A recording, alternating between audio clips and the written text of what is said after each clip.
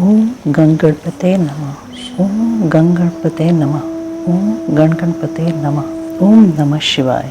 भगवान शिव की श्रेष्ठता तथा उनके पूजन की अनिवार्य आवश्यकता का प्रतिपादन। नारद जी बोले, ब्राह्मण प्रजापति आप धन्य हैं, क्योंकि आपकी बुद्धि भगवान शिव में लगी हुई है। विधे आप पुनः इसी विषय का सम्यक प्रकार से विस्तार पूर्वक वर्णन कीजिए। ब्रह्मा जी ने कहा, तात एक समय की बात है, मैं सब ओर से ऋषियों तथा देवताओं को बुलाकर उन सब को क्षीर सागर के तट पर ले गया, जहाँ सबका हित साधन करने वाले भगवान विष्णु निवास करते हैं। वहाँ देवताओं के पूछने पर भगवान विष्णु ने सबके लिए शिव पूजन की ही श्रेष्ठता बतलाकर यह कहा कि एक मुहूर्त या एक क्षण भी जो शिव का पूजन नहीं किया जाता वही हानि है, वही महान छिद्र है, वही अंधापन है और वही मूर्खता है। जो भगवान शिव की भक्ति में तत्पर हैं, जो मन से उन्हीं को प्रणाम और उन्हीं का चिंतन करते हैं, वे कभी दुख के भागी नहीं होते। जो महान सौभाग्यशाली पुरुष मनोहर भवन, सुंदर आभूषणों से विभूषित स्त्रियां, जितने से मन को संतुष्ट हो उतना धन, पुत्र पौत्र आदि संतति, आरोग्य, सुंदर शरीर, अलौकिक प्रतिष्ठा, स्वर्गीय सुख, अंत में मोक्ष रूपी फल अथवा परमेश्वर शिव की भक्ति चाहते हैं, वे पूर्व जन्मों के महान पुण्य से भगवान सदाशिव की पूजा अर्चा में प्रवृत्त होते हैं। जो पुरुष नित्य भक्ति परायण हो शिवलिंग की पूजा करता है, उसको सफल सिद्धि प्राप्त होती है तथा वह पापों के चक्कर में नहीं पड़ता।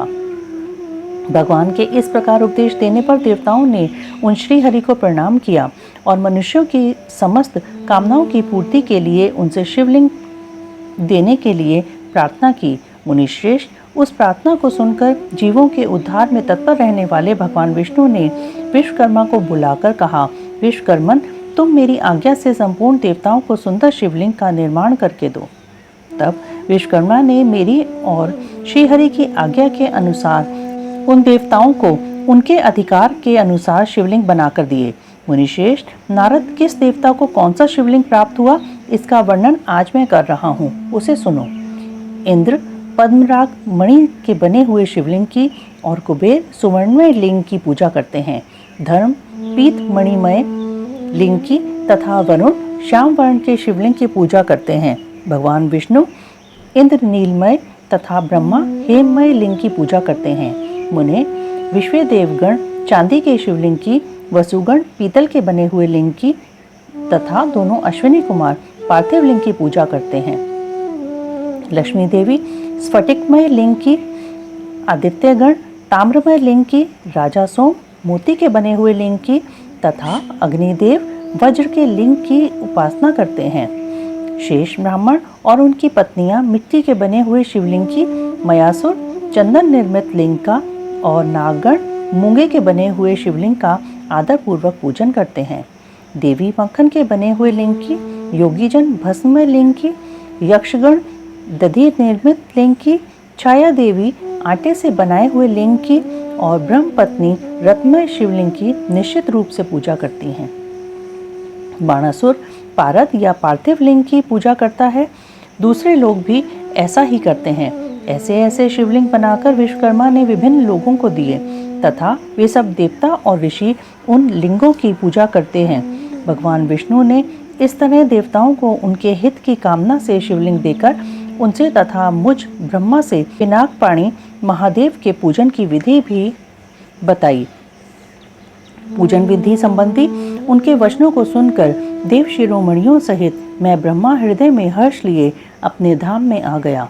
मुने, वहां आकर मैंने समस्त देवताओं और ऋषियों को शिव पूजा की उत्तम विधि बताई, जो संपूर्ण अभीष्ट वस्तुओं को देने वाली है। उस समय मुझ ब्रह्मा ने कहा, देवताओं सहित समस्त ऋषियों, तुम प्रेम परायण होकर सुनो।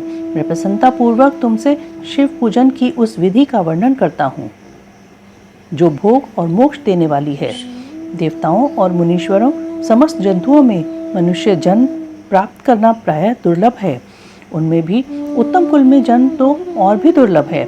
उत्तम कुल में भी आचारवान ब्राह्मणों के यहाँ उत्पन्न होना उत्तम पुण्य से ही संभव है। वैसा जन्म सुलभ हो जाए तो भगवान शिव के संतोष के लिए उस उत्तम कर्म का अनुष्ठान करे, जो अपने वर्ण और आश्रम के लिए शास्त्रों द्वारा प्रतिपादित है। जिस जाति के लिए जो कर्म बताया गया है उसका उल्लंघन न करें। जितनी संपत्ति हो उसके अनुसार ही दान करें। सहस्त्रों यज्ञों से तपोयज्ञ बढ़कर है। सहस्त्रों तपोयज्ञों से जप यज्ञ का महत्व अधिक है।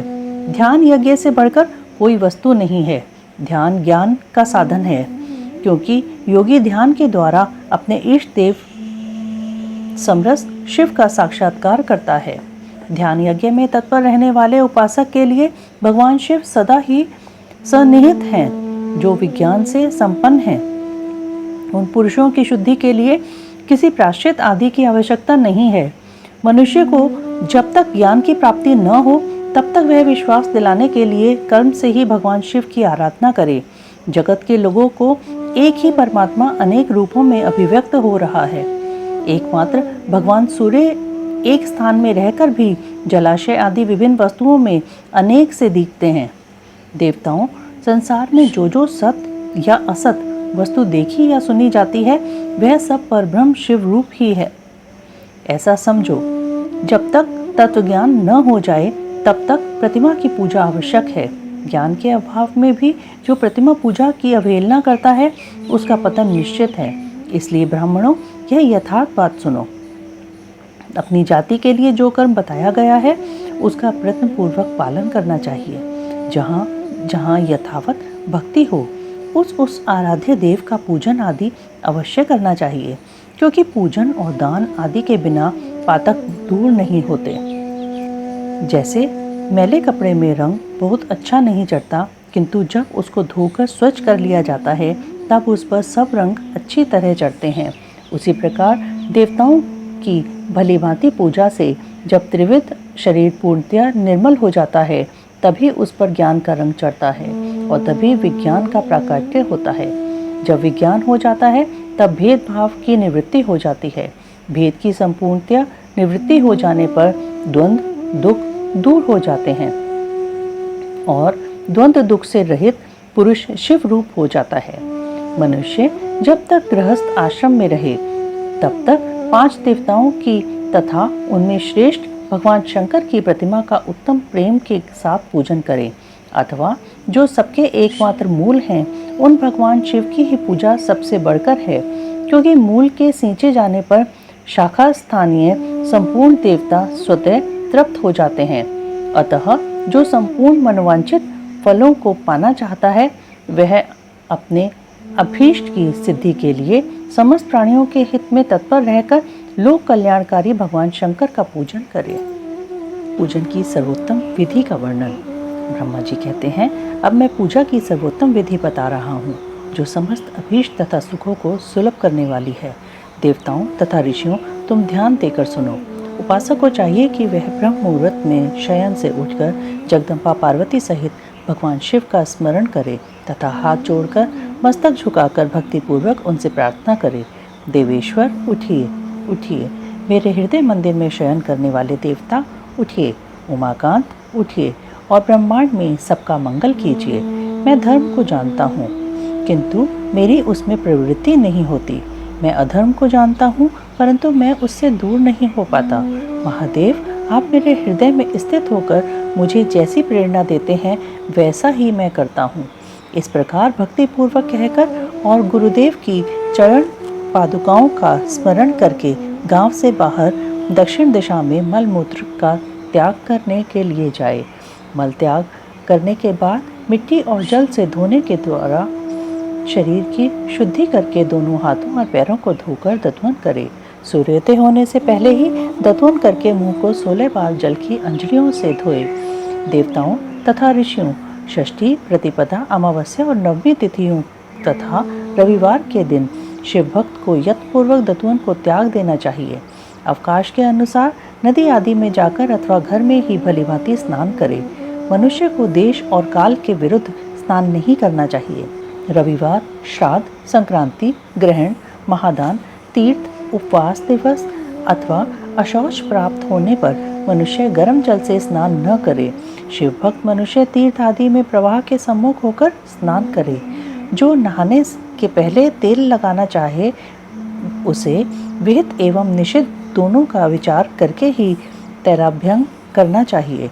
जो प्रतिदिन नियम पूर्वक तेल लगाता हो उसके लिए किसी दिन भी तैलाभ्यंग दूषित नहीं है, अथवा जो तेल इत्र आदि से वासित हो उसका लगाना किसी दिन भी दूषित नहीं है। सरसों का तेल ग्रहण को छोड़कर दूसरे किसी दिन भी दूषित नहीं होता। इस तरह देश काल का विचार करके ही विधि पूर्वक स्नान करें। स्नान के समय अपने मुख को उत्तर अथवा पूर्व की ओर रखना चाहिए। उच्चिष्ट वस्त्र का उपयोग कभी न करें। शुद्ध वस्त्र से इष्ट देव के स्मरण पूर्वक स्नान करें। जिस वस्त्र को दूसरे ने धारण किया हो अथवा जो दूसरों के पहनने की वस्तु हो तथा जिसे स्वयं रात में धारण किया गया हो वह वस्त्र उच्चिष्ट कहलाता है। उससे तभी स्नान किया जा सकता है जब उसे धो लिया गया हो। स्नान के पश्चात देवताओं, ऋषियों तथा पितरों की तृप्ति देने वाला स्नानांग तर्पण करना चाहिए।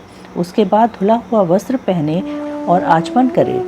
तदंतर गोबर आदि से लीप पोत कर स्वच्छ किए हुए शुद्ध स्थान में जाकर वहां सुंदर आसन की व्यवस्था करे। वह आसन विशुद्ध काष्ठ का बना हुआ, पूरा फैला हुआ तथा विचित्र होना चाहिए। ऐसा आसन संपूर्ण अभीष्ट तथा फलों को देने वाला है। उसके ऊपर बिछाने के लिए यथा योग्य मृगचर्म आदि ग्रहण करे। शुद्ध बुद्धि वाला पुरुष उस आसन पर बैठकर भस्म से त्रिपुंड लगाए। त्रिपुंड से जप, तप तथा दान सफल होता है। भस्म के अभाव में त्रिपुंड का साधन जल आदि बताया गया है। इस तरह त्रिपुंड करके मनुष्य रुद्राक्ष धारण करे और अपने नित्य कर्म का संपादन करके फिर शिव की आराधना करे। तत्पश्चात 3 बार मंत्रोच्चारण पूर्वक आचमन करे। फिर वहां शिव की पूजा के लिए अन्न और जल लाकर रखे। दूसरी कोई भी जो वस्तु आवश्यक हो उसे यथाशक्ति जुटाकर अपने पास रखे। इस प्रकार पूजन सामग्री का संग्रह करके वहां धैर्य पूर्वक स्थिर भाव से बैठे। फिर जल, गंध और अक्षत से युक्त एवं अर्घ पात्र लेकर उसे दाहिने भाग में रखे। उससे उपचार की सिद्धि होती है। फिर गुरु का स्मरण करके उनकी आज्ञा लेकर विधिवत संकल्प करके अपनी कामना को अलग न रखते हुए पराभक्ति से सपरिवार शिव का पूजन करें। एक मुद्रा दिखाकर सिंदूर आदि उपचारों द्वारा सिद्धि बुद्धि सहित विघ्नहारी गणेश का पूजन करें। लक्ष्य और लाभ से युक्त गणेश जी का पूजन करके उनके नाम के आदि में प्रणव तथा अंत में नमः जोड़कर नाम के साथ चतुर्थी विभक्ति प्रयोग करते हुए नमस्कार करें। यथा ओम गणपते नमः। तदंतर उनसे क्षमा प्रार्थना करके पुनः भाई कार्तिकेय सहित गणेश जी का पराभक्ति से पूजन करके उन्हें बारंबार नमस्कार करें। तत्पश्चात सदा द्वार पर खड़े रहने वाले द्वारपाल महोदय का पूजन करके सती साध्वी गिरिजा नंदिनी उमा की पूजा करें। चंदन, कुमकुम तथा धूप दीप आदि अनेक उपचारों तथा नाना प्रकार के नैवेद्यों से शिवा का पूजन करके नमस्कार करने के पश्चात साधक शिवजी के समीप जाए। यथासंभव अपने घर में मिट्टी, सोना, चांदी, धातु या अन्य पारे आदि की शिव प्रतिमा बनाए और उसे नमस्कार करके भक्ति परायण हो उसकी पूजा करे। उसकी पूजा हो जाने पर सभी देवता पूजित हो जाते हैं। मिट्टी का शिवलिंग बनाकर विधि पूर्वक उसकी स्थापना करे। अपने घर में रहने वाले लोगों को स्थापना संबंधी सभी नियमों का सर्वथा पालन करना चाहिए। भूत शुद्धि एवं मात्र का न्यास करके प्राण प्रतिष्ठा करें। शिवालय में दिक्पालों की भी स्थापना करके उनकी पूजा करें। घर में सदा मूल मंत्र का प्रयोग करके शिव की पूजा करनी चाहिए। वहाँ द्वारपालों के पूजन का सर्वथा नियम नहीं है। भगवान शिव के समीप ही अपने लिए आसन की व्यवस्था करें। उस समय उत्तराभिमुख बैठकर फिर आचमन करें। उसके बाद दोनों हाथ जोड़कर तब प्राणायाम करें। प्राणायाम काल में मनुष्य को मूल मंत्र की 10 आवृत्तियां करनी चाहिए। हाथों से 5 मुद्राएं दिखाएं। यह पूजा का आवश्यक अंग है। इन मुद्राओं का प्रदर्शन करके ही मनुष्य पूजा विधि का अनुसरण करे। तदंतर वहां दीप निवेदन करके गुरु को नमस्कार करे और पद्मासन या भद्रासन बांधकर बैठे अथवा उत्तानासन या पर्यंकासन का आश्रय लेकर सुखपूर्वक बैठे और पुनः पूजन का प्रयोग करें। फिर अर्घ्य पात्र से उत्तम शिवलिंग का प्रक्षालन करें। मन को भगवान शिव से अन्यत्र न ले जाकर पूजा सामग्री को अपने पास रखकर निम्नांकित मंत्र समूह से महादेव जी का आवाहन करें।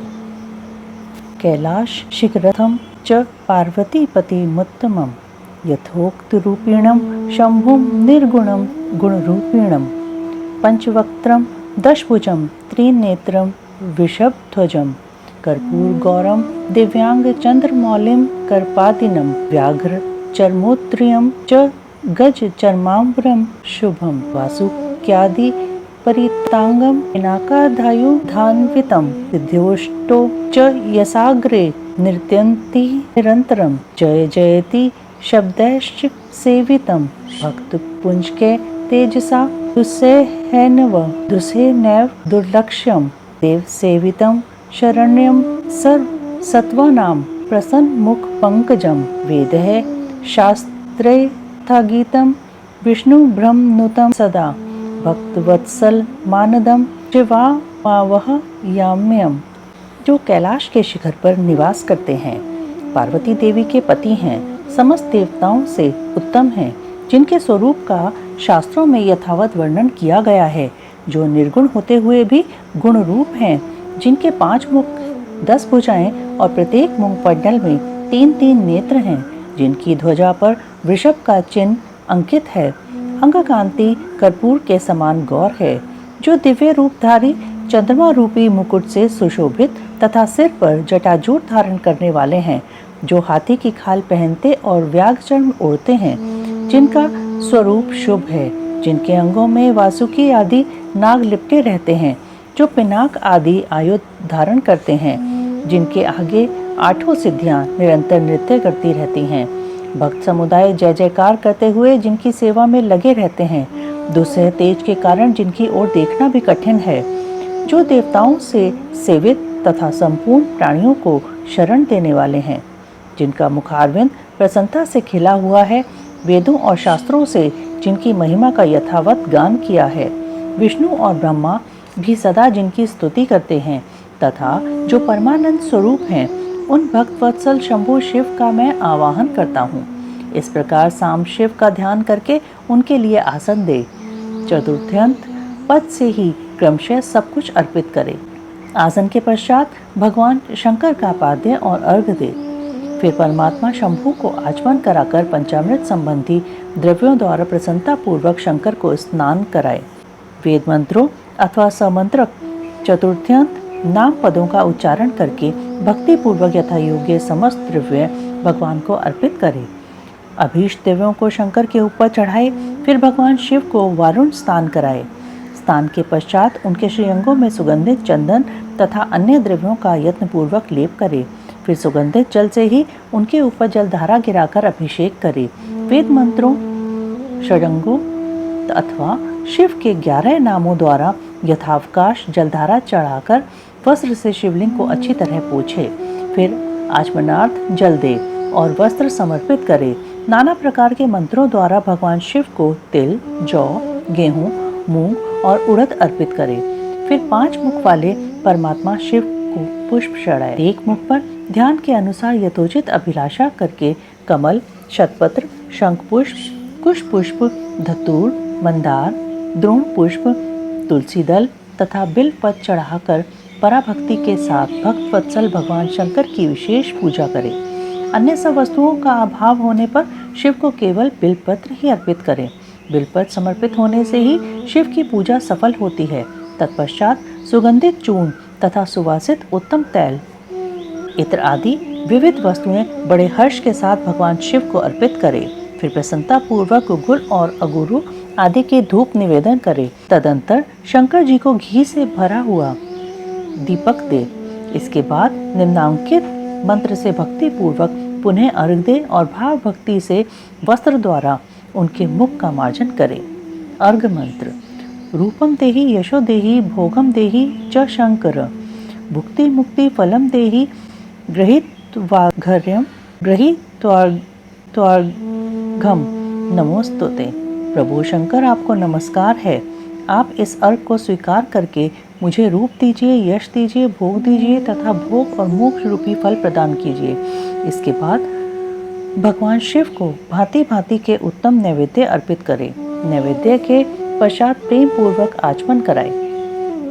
तदंतर सागोपांग तांबूल बनाकर शिव को समर्पित करे। फिर 5 पत्ती की आरती बनाकर भगवान को दिखाए।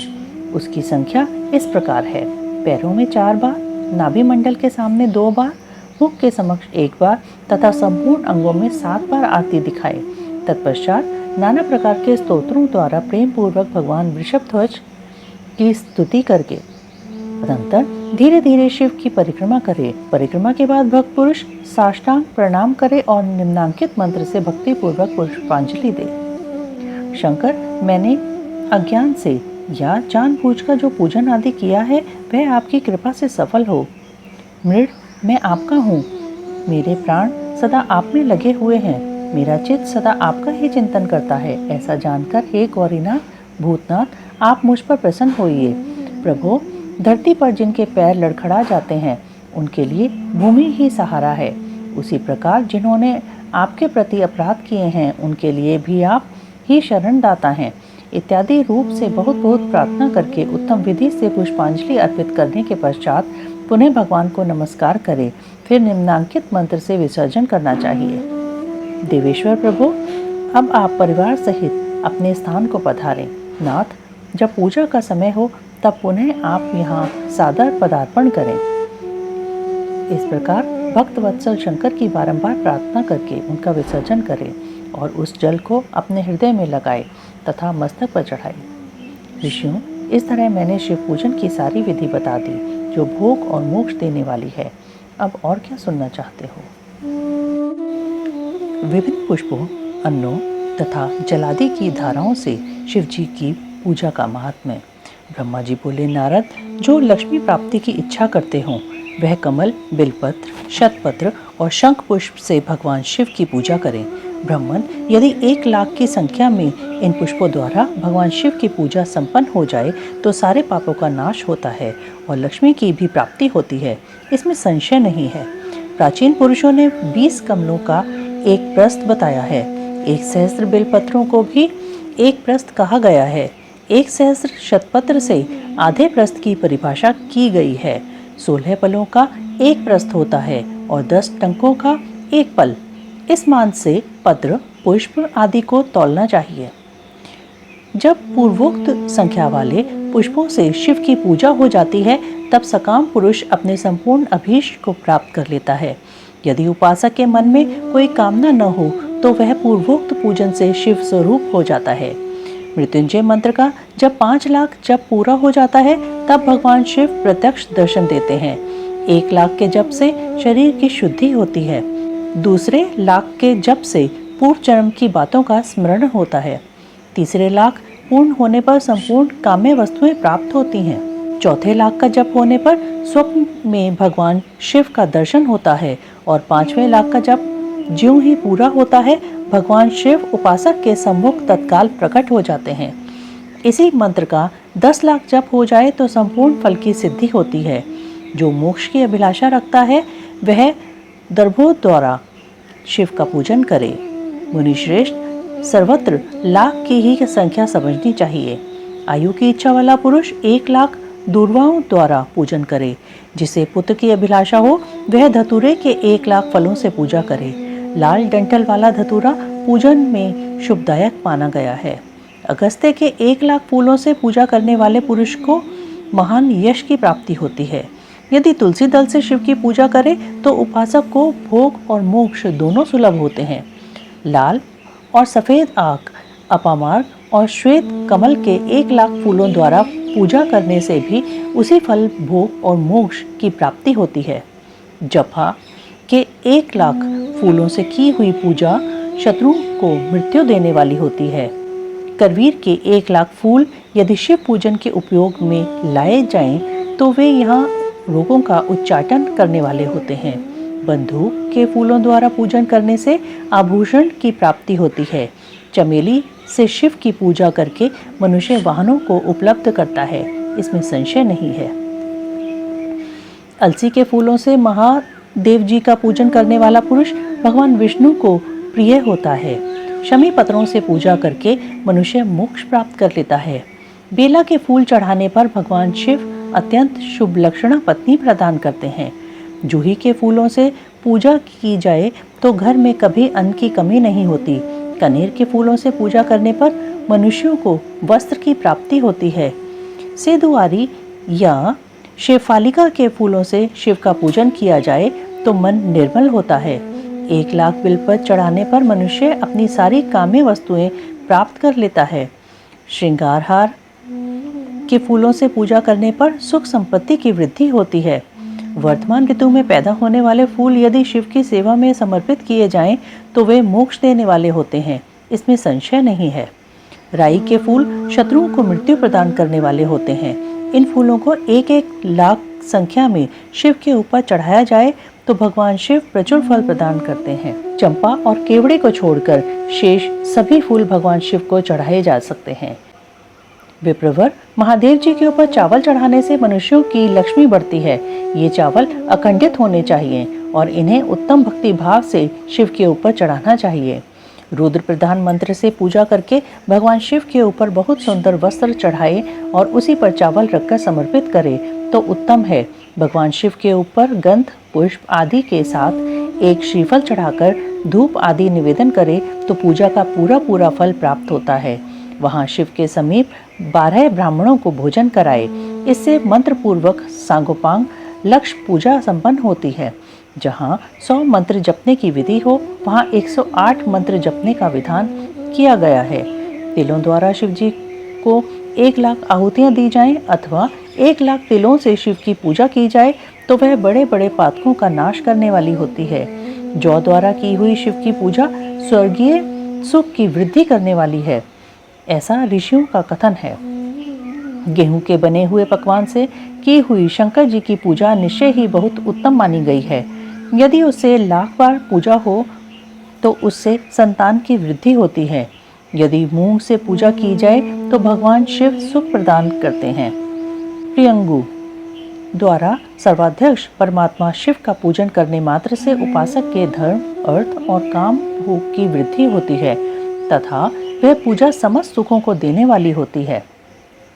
अरहर के पत्तों से श्रृंगार करके भगवान शिव की पूजा करे। यह पूजा नाना प्रकार के सुखों और संपूर्ण फलों को देने वाली है। मुनि श्रेष्ठ, अब फूलों की लक्ष्य संख्या का तौल बताया जा रहा है, प्रसन्नता पूर्वक सुनो। सूक्ष्म मान का प्रदर्शन करने वाले व्यास जी ने एक प्रस्थ शंख पुष्प को 1 लाख बताया है। 11 प्रस्थ चमेली के फूल हो तो वही 1 लाख फूलों का मान कहा गया है। जूही के 1 लाख फूलों का भी वही मान है। राई के 1 लाख फूलों का मान 4.5 प्रस्थ है। उपासक को चाहिए कि वह निष्काम होकर मोक्ष के लिए भगवान शिव की पूजा करे। भक्ति भाव से विधि पूर्वक शिव की पूजा करके भक्तों को पीछे जलधारा समर्पित करनी चाहिए। ज्वर में जो मनुष्य प्रलाप करने लगता है उसकी शांति के लिए जलधारा शुभकारक बताई गई है।